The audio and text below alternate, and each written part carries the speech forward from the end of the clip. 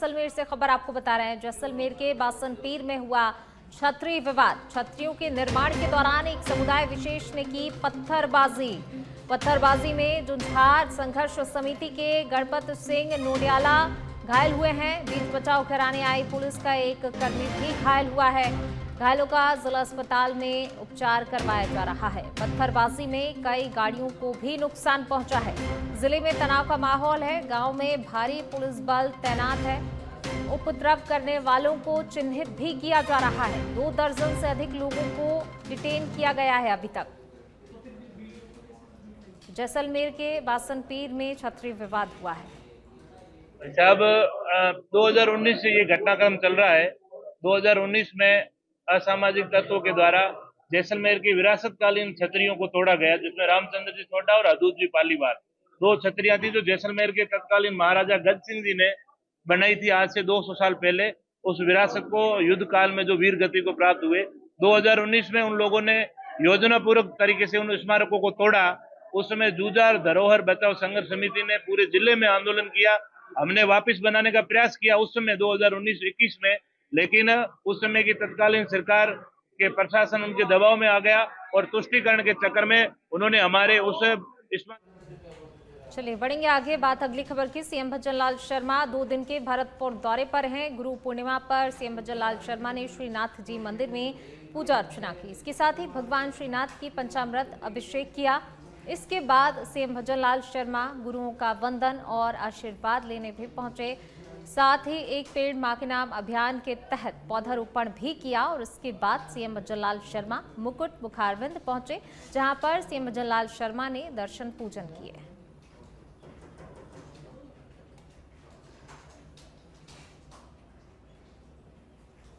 चलिए बात अगली खबर की। बालोतरा के बायतू में गुरु पूर्णिमा पर पूर्व केंद्रीय मंत्री कैलाश चौधरी ने परेऊ मठाधीश ओमकार भारती से आशीर्वाद लिया। महंत ओमकार भारती महाराज के सानिध्य में श्रद्धालुओं ने मंदिर में परिक्रमा लगाई। पूर्व केंद्रीय मंत्री चौधरी ने भी कार्यकर्ताओं के साथ गुरु पूर्णिमा पर संसदीय क्षेत्र बायतू के परेऊ सहित विभिन्न धार्मिक स्थलों पर दर्शन किए।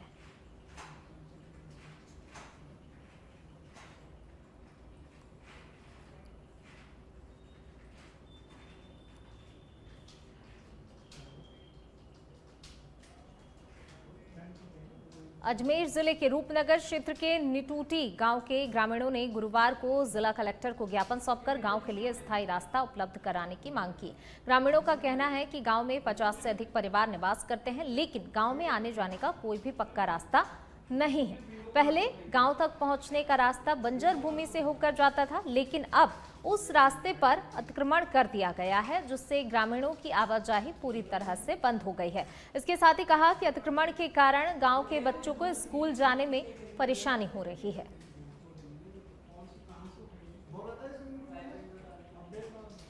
भूमि है, उसमें जाने के लिए रास्ता नहीं है, कोई भी रिकॉर्डेड रास्ता नहीं है। और यदि हम हमारे लगभग गांव का 70% की उधर ही खेती है, सभी उधर ही रहते हैं। लगभग हम डाणियों में रहते हैं। हमारे बच्चे स्कूल जाने के लिए परेशान है, आने जाने का रास्ता है नहीं। और बंजर भूमि होते हुए हम रास्ता में जाते हैं, तो लेकिन उस पर बंजर भूमि पर किसी ने कब्जा कर रखा है। तो हम बार बार पिछले काफ़ी दिनों से सरकार तहसील प्रशासन के पास आते हैं, जिला कलेक्टर महोदय के पास आते हैं, इनको ज्ञापन देते हैं, फिर भी कोई कार्रवाई नहीं हो रही है। बात हो रखा है, हमारा रास्ता नहीं है। बच्चे हमारे घर पे बैठे हैं। हम डाणी में 8-10 घरों की बस्ती है, वो उनको स्कूल में जाने के लिए रास्ता नहीं है और हमें सरकार रास्ता दे नहीं रही है, जबकि बंजर भूमि है उसमें से रास्ता नहीं मिल रहा हमारे को। तो रास्ता खोलो अभियान चला रखे हो, उसका क्या मतलब है? जगह जगह कैंप लगा रहे हो, हम कैंप में भटक रहे हैं, तहसील में भटक रहे हैं, लेकिन हमारे को न्याय नहीं मिल रहा है। जबकि हमें बंजर भूमि सरकार की तहसील के दायरे में जो बंजर भूमि आती है उसमें हमें रास्ता नहीं मिल पा रहा है।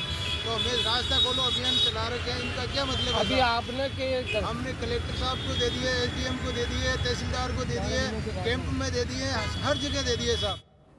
चलिए बढ़ेंगे आगे। बींच बायला 34 LNP सहित कई ग्राम पंचायतों में पंडित दीनदयाल उपाध्याय अंत्योदय संबल पखवाड़ा शिविर का भव्य आयोजन किया गया। इस शिविर का मुख्य उद्देश्य राज्य सरकार की जन कल्याणकारी योजनाओं की जानकारी आम जन तक पहुंचाना है। इसके साथ ही इन योजनाओं का लाभ लेने के लिए लोगों को प्रेरित करना है। प्रशासनिक अधिकारियों और जनप्रतिनिधियों ने स्थानीय लोगों को सरकारी योजनाओं के लिए पंजीकरण, पात्रता और आवेदन प्रक्रिया के बारे में बताया। इसके साथ ही शिविर में मौजूद विशेषज्ञों ने ग्रामीणों की समस्याओं का समाधान किया। बीडीओ रामदेव जांगीर ने कहा कि हमारा लक्ष्य है कि सरकार की हर जन कल्याणकारी योजना का लाभ अंतिम व्यक्ति तक पहुंचे।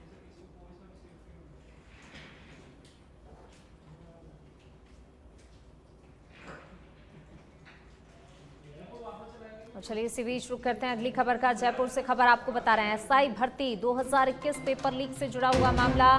भर्ती से जुड़ा रिकॉर्ड कोर्ट लेकर पहुंचे गृह विभाग के अधिकारी। आईएएस राकेश राजौरिया और आईएएस महेंद्र खिची पहुंचे हैं हाईकोर्ट। गृह विभाग में विशिष्ट शासन सचिव हैं आईएएस राकेश राजौरिया, वहीं आईएएस महेंद्र खिची भी हैं फिलहाल गृह विभाग में। थोड़ी देर में हाईकोर्ट में शुरू होगी इस मामले को लेकर सुनवाई। जस्टिस समीर जैन की एकलपीठ में सुनवाई होगी। तो अब से कुछ ही देर में हाईकोर्ट में सुनवाई शुरू होगी। जस्टिस समीर जैन की एकलपीठ में सुनवाई होगी।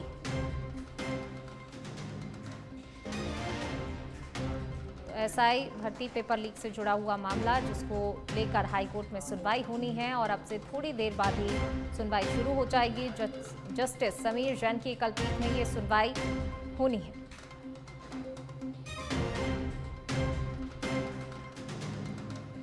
भर्ती से जुड़ा रिकॉर्ड कोर्ट लेकर पहुंचे हैं गृह विभाग के अधिकारी।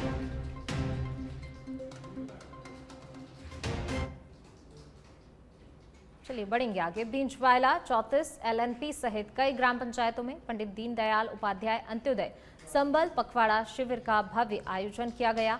इस शिविर का मुख्य उद्देश्य राज्य सरकार की जन कल्याणकारी योजनाओं की जानकारी आम जन तक पहुंचाना है। इसके साथ ही इन योजनाओं का लाभ लेने के लिए लोगों को प्रेरित करना भी है। प्रशासनिक अधिकारियों और जनप्रतिनिधियों ने स्थानीय लोगों को सरकारी योजनाओं के लिए पंजीकरण के बारे में बताया।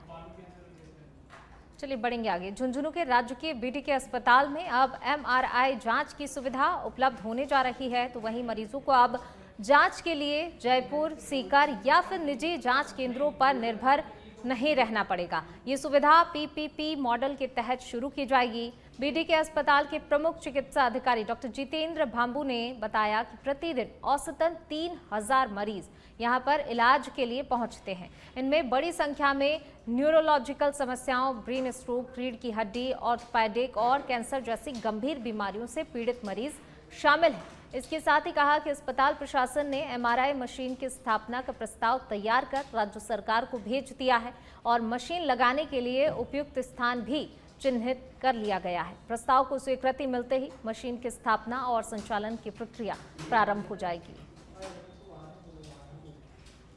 सरकार के द्वारा राजकीय बीडीके अस्पताल झुंझुनू में एमआरआई लगाने हेतु प्रस्ताव मांगा गया था। 1.5 टेस्ला की एमआरआई मशीन हेतु प्रस्ताव भिजवा दिया गया है और इसको पीपीपी मोड के द्वारा राज्य सरकार द्वारा लगाया जाएगा। इससे जिले भर से आने वाले आमजन को बेहतरीन सेवाएं मिल सकेंगी। वर्तमान में 3000 की ओपीडी और आईपीडी की सेवाएं अस्पताल में उपलब्ध हैं। ये जांच सुविधा होने से और भी बेहतरीन सेवाएं, जांच एवं उपचार। चलिए बढ़ेंगे आगे। जिला कलेक्टर अक्षय गुदारा ने सुवासा ग्राम पंचायत में आयोजित रात्रि चौपाल में ग्रामीणों की समस्याओं को सुना और उनका मौके पर ही समाधान किया। इस दौरान ग्रामीणों ने विभिन्न मुद्दों को लेकर अपनी शिकायतें दर्ज कराईं। आपको बता दें कि रात्रि चौपाल में मुख्य रूप से जेजेएम के तहत क्षतिग्रस्त सड़क की मरम्मत, नहरों से अतिक्रमण हटाने, नए बिजली कनेक्शन जारी करने सहित अन्य प्रकरण प्राप्त हुए। जिला कलेक्टर ने प्राप्त शिकायतों का त्वरित निस्तारण सुनिश्चित करने के लिए संबंधित अधिकारियों को आवश्यक दिशा निर्देश दिए। रात्रि चौपाल में कुल 20 प्रकरण प्राप्त हुए हैं। और इसी बीच रुक करेंगे अगली खबर का। सिरोही के शिवगंज से खबर आपको बता रहे हैं। महिला की मौत के बाद धरना प्रदर्शन से जुड़ी खबर।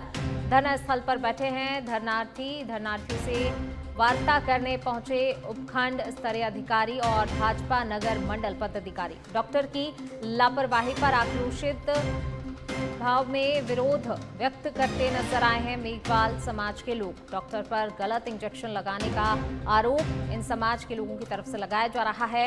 एसडीएम बोले हैं घटना को लेकर उच्च स्तरीय अधिकारियों को अवगत करवाया गया है। अन्य जिले से मेडिकल बोर्ड की टीम गठित करने को लेकर जोधपुर ज्वाइंट डायरेक्टर को एक पत्र भी लिखा गया है। भाजपा नगर मंडल अध्यक्ष ने धरनार्थियों को राज्य मंत्री ओटाराम देवासी से फोन पर बातचीत भी करवाई है। डॉक्टर को तुरंत प्रभाव से निलंबित की मांग की गई है इनकी तरफ से।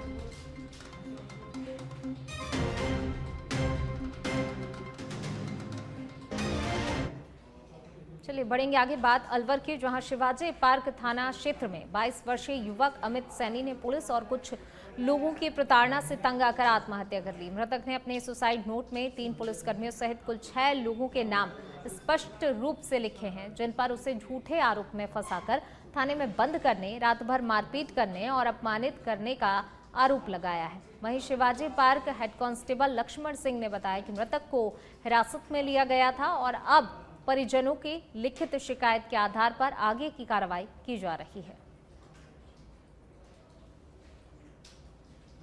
जो उन लोगों के साथ में थे 3 पुलिस वाले भी थे। कब पकड़ा था?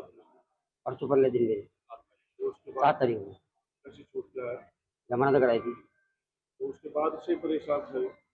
नहीं, परेशानी कुछ नहीं, रात माँ के खाना खाया था, कल सुबह गया था गाड़ी लेने के दोबारा, शाम को बोली कि 5 बजे जाना, या तो फिर मतलब गाड़ी ले। बिहार तेजारा फाटक का रहने वाला है, जिसने कल दिनांक 9 तारीख को कोई पॉइजन या विषैला पदार्थ खा के अलवर में भर्ती हुआ था, जिसकी डेड बॉडी मोर्चरी में रखी हुई, जिसका मैं आज दिनांक 10 तारीख को पोस्टमार्टम कराने आया हूँ। परिजनों ने क्या रिपोर्ट? परिजनों ने रिपोर्ट दी है कि भाई मेरा बेटा विषैला पदार्थ खा के मृत्यु हुई है, और उसमें और भी कोई ये है कि भाई कोई लेटर वगैरह कोई टाइप का कुछ लिखा है। अब उसके बारे में तभी मेरे पास। धौलपुर के सैंपऊ में पार्वती नदी में नहाने के दौरान 4 युवक डूब गए। नदी के किनारे खड़े एक युवक ने जान की बाजी लगाकर नदी में छलांग लगाकर 3 युवकों को बचा लिया। एक युवक का सुराग नहीं लग सका है। घटना से कस्बे में हड़कंप मच गया है। परिजन और स्थानीय लोगों की मौके पर ही भीड़ जुट गई है। स्थानीय गोताखोर युवक की तलाश कर रहे हैं।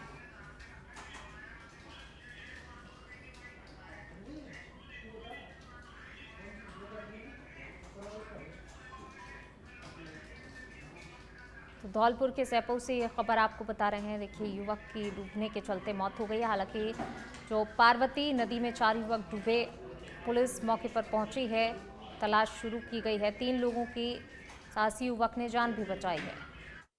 तो वहाँ पे 2 तो मैंने बचा लिए, तो वहाँ पे मैं कूदता हुआ दिया था, डूब रहे थे, उसके हाथ में तुरंत ही डोलता हुआ कूदा था। स्वावर में कूदते बचाना चाहा था उसे, वो थोड़ी देर जहाँ पे दिखा था मुझे, सो पर जहाँ से मैंने देखा था, और मुझे आध घंटे तक मुझे मिला नहीं कोई। एक डूब गया मतलब 2। चलिए इसी बीच रुक करते हैं अगली खबर का। दौसा के सिकराय से खबर आपको बता रहे हैं। पैंथर के मूवमेंट से दहशत फैल गई है। सिकराय उपखंड के नाहर खौरा गांव का मामला बीती रात करीब 11:34 की एक घटना बताई जा रही है। ग्रामीणों ने वन विभाग को पूरे मामले की जानकारी दी। पैंथर ने स्वान का शिकार किया है। रात 11:30 बजे मेरे घर के अंदर से मेरे पालतू पशु जर्मन शेफर्ड डॉग को पैंथर उठाकर ले गया है। पास में सो रहे और भी पशु और वहीं पर पास में ही घर के सभी सदस्य सो रहे थे। शंका है कि पैंथर आदमियों पर भी हमला कर सकता है। पैंथर के आतंक ने गांव वालों को दहशत में डाल रखा है। वन कर्मियों को कई बार इसकी सूचना दे चुके हैं, लेकिन वन कर्मी इस पर कोई भी ध्यान नहीं दे रहे हैं। मेरा नाम सवाई सिंह मीना, ग्राम नाहर कोरा। चलिए रुक करेंगे अगली खबर का। भीलवाड़ा के सवाईपुर से बड़ी खबर आपको बता रहे हैं। छात्र छात्राओं ने स्कूल के गेट पर ताला जड़ दिया है। क्रमोन्नत करवाने की मांग को लेकर ग्रामीणों का विरोध। झोपड़िया प्राथमिक विद्यालय के गेट पर ताला जड़ दिया गया है। लंबे समय से ग्रामीण प्राथमिक को उच्च प्राथमिक स्कूल बनाने की मांग कर रहे थे और कहीं ना कहीं इनकी मांग पूरी नहीं हुई, जिसके चलते आक्रोशित हो गए और अब इन्होंने ताला जड़ दिया स्कूल के गेट पर और धरने पर भी बैठ गए हैं। ग्रामीणों का आरोप है कई बार आश्वासन मिला पर स्कूल के जो है क्रमोन्नत नहीं किया गया स्कूल को। लोगों की मांग, जब तक क्रमोन्नत नहीं होगा स्कूल तब तक विरोध जारी रहेगा। चलिए बढ़ेंगे आगे। बात अगली खबर की। शाहबाद तहसील से मझौला की तरफ जाने वाली सड़क आज़ादी के 75 साल बाद भी बर्बादी का दंश झेल रही है। सड़क की हालत बहुत ही खराब हो गई है। इन दिनों बारिश का मौसम चल रहा है तो बारिश के चलते सड़क कीचड़ में तब्दील हो जाती है, जिससे लोगों को आने जाने में काफ़ी ज़्यादा परेशानी का सामना करना पड़ता है। हालात इतने ख़राब हैं कि आए दिन लोग घायल भी होते रहते हैं।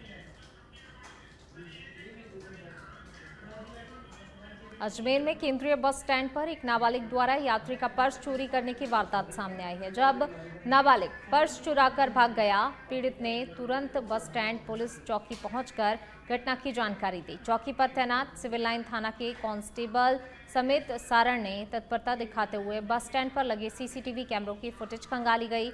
नाबालिग को निरुद्ध कर उसके पास से चोरी किया गया पर्स बरामद कर लिया है।